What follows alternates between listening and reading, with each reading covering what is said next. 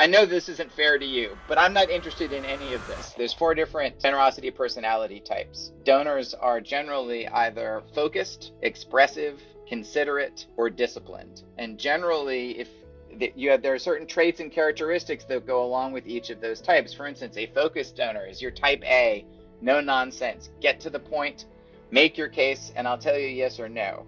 If I go into a conversation with a donor who has that mindset, and I'm wanting to tell touchy-feely stories about all of the amazing, wonderful things that we're doing, that conversation's going to go nowhere. In fact, I was consulting with a major organization earlier this week in New York, and they actually laughed and told the story because we were going through this framework, and they said, well, it's funny, you should say that. We went into a recent conversation with one of our donors in Florida, and we had this beautiful presentation with all these inspiring stories from our work. And he sat down and he kind of looked through it impatiently and literally threw it back at us and said, I know this isn't fair to you, but I'm not interested in any of this. It's like, I just want to know like what you're doing and why I should care.